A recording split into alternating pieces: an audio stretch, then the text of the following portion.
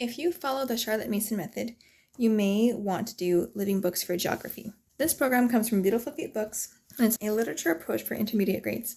In order to use this program, you'll need these books plus Seabird, but that had to go back to the library, so I can't show that to you right now. This is designed for grades 3 through 7.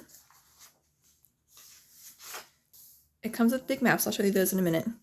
And each lesson is broken up and it has multiple chapters per lesson, and then discussion questions, and then different ideas of things to search for, like search geese fly together on YouTube, or describe how different things work that are mentioned in the chapter. It has you do things like add a glossary, and it shows you where on the map to label for each section. So here's the first book. It's Paddle to the Sea. It's a little banged up because I got it from Goodwill. People that do Amplify online often ask where they need to mark on their maps for these books because they use them in that curriculum as well. And this would be a really good resource. You don't have to do all the extra stuff. We didn't do it this year. We just worked on the maps. My kids love this book. There's also a little 3-part movie of Paddle to the Sea you can watch when you're done. It's an old movie. It's mostly just like a guy narrating and showing, this is Paddle to the Sea, showing him as he does different things. It shows you how to remember the different Great Lakes. It looks like a wolf's head. And it gives you memory devices to help you remember what it looks like. The chapters in this one are pretty short.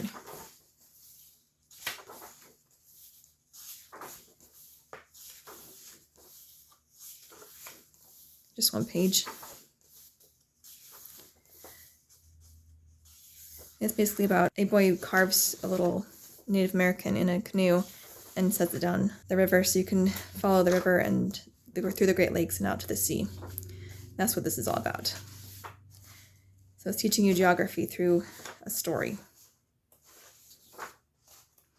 I believe you can also buy Paddle to the Sea kits to paint yourself. In the back it does have a map, but you know, I found it immensely easier to use the teacher's guide. All right, the next book is Tree in the Trail. And again, it's the same format. All the books are 2 or 3 chapters, and then each one has different activities to do with it. So I'll show you what that book looks like. This one's a pretty good one too.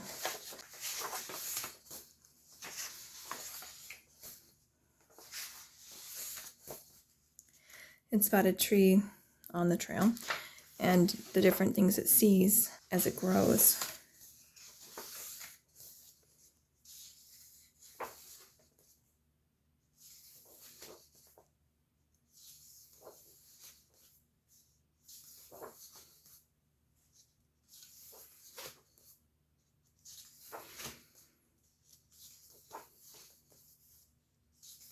And then when it finally dies, it's made into something else and taken further down the trail to continue the adventure of learning about geography through literature.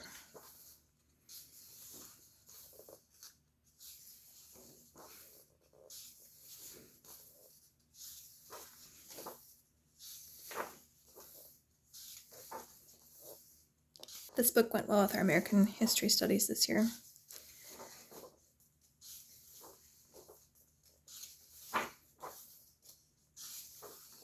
And this one too has a map as well, but it was so much easier just to have everything I needed to label in here. The third book was Men of the Mississippi. We did not like this book, but we did use the map. It's a Newbery Honor book, but we just did not enjoy this one at all. It's a lot longer than the other ones. This is still the first chapter.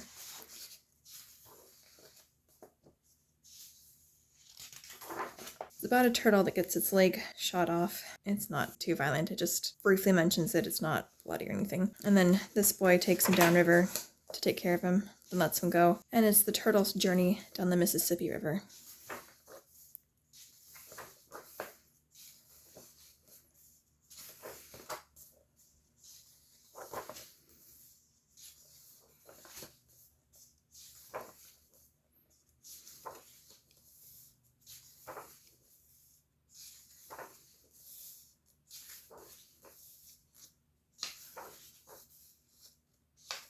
And think if they were older they would have liked it more, but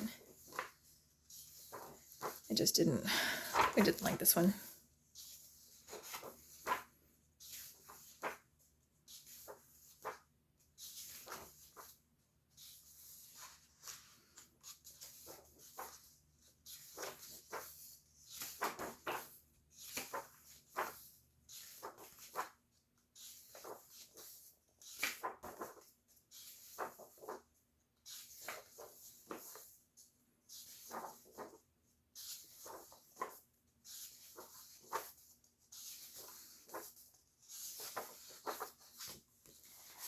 And the last one is Seabird, and like I said, I took it back to the library before I thought of making this video.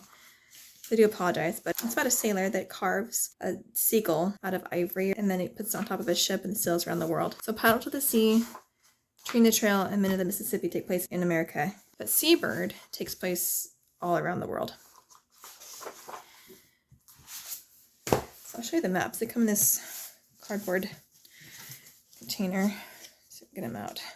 The paper is really nice and thick and they're really big.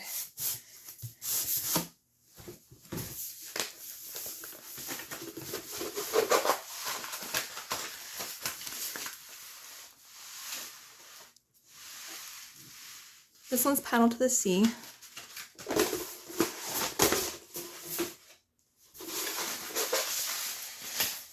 This one is Men of the Mississippi, I think. They're not labeled, so you have to just match it with the maps in the back of those books.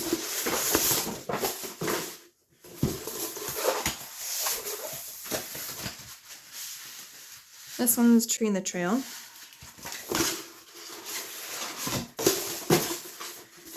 And this one is Seabird. So it just helps them get used to geography and different landforms and rivers and things like that. We also added this one. This one's Pegu, also by Clancy Halling. They're all by the same author.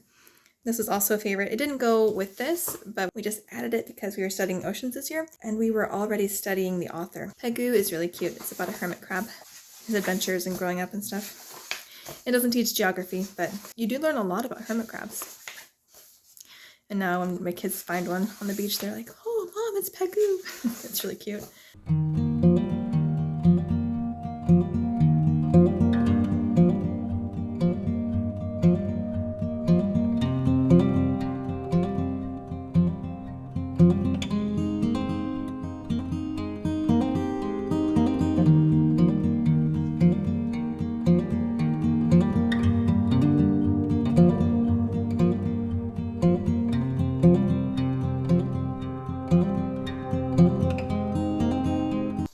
So that was fun.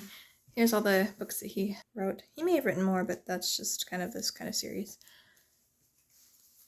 Okay, so again, this is for intermediate grades, but it works well if you adapt it for younger grades as well. Tell me in the comments below what you like to use for living geography. I'd love to hear it. Please like and subscribe.